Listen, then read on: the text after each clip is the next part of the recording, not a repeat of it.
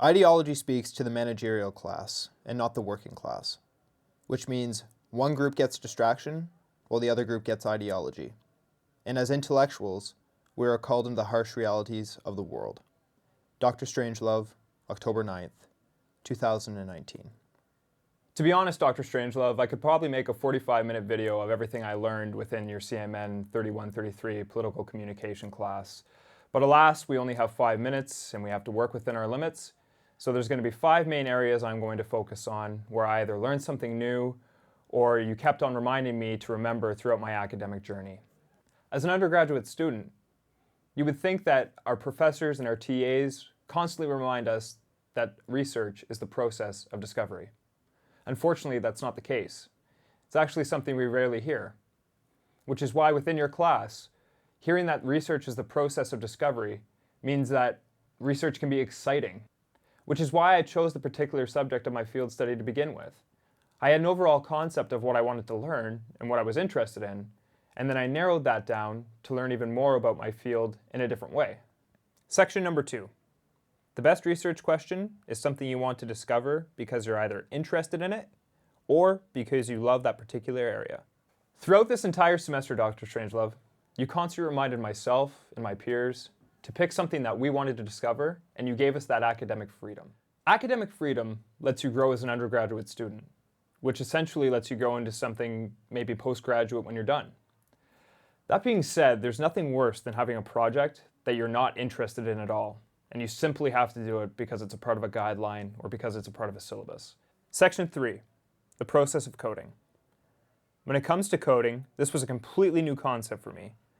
After learning how to code and the process it involves, it was a completely new step in how I could verify my data. Without learning how to code in your class, Dr. Strangelove, I wouldn't have been able to prove my hypothesis. Through the aspect of coding, I was able to take large, substantial, subjective data and narrow it down so I was able to prove my hypothesis. The whole process of coding that you taught us is now something I'll be able to take into my other field research as well, whether it's in a different class or whether it's in postgraduate programs. But the whole learning step-by-step process of coding and what it involves is something that I was able to learn within this class for the very first time. Section 4, pay attention to your feelings. As we move away from the process of coding, the second thing I learned for the first time in this class was the importance of recognizing my feelings. Feelings are incredibly important when it comes to qualitative research. If you can't recognize the feelings that you're having, how are you supposed to engage with your material, and how are you supposed to engage with the subjects that you're conducting with if you can't recognize your feelings?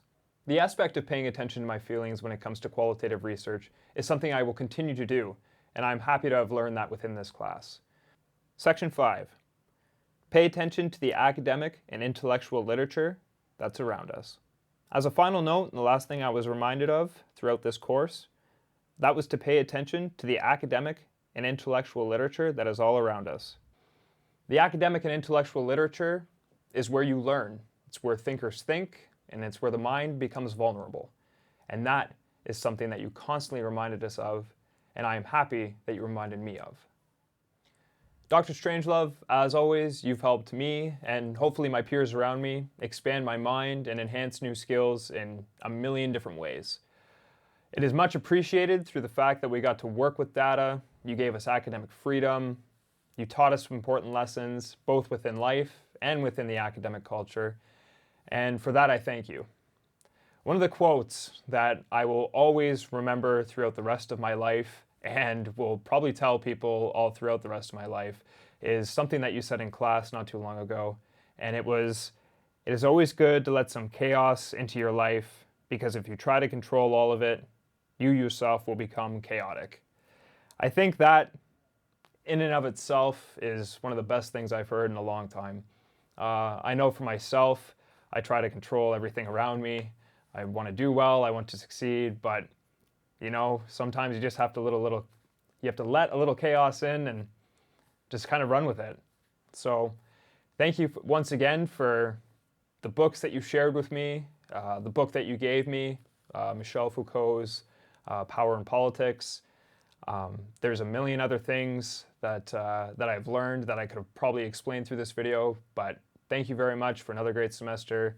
And I hope to see you around, and I hope to keep in touch in the future. So thank you.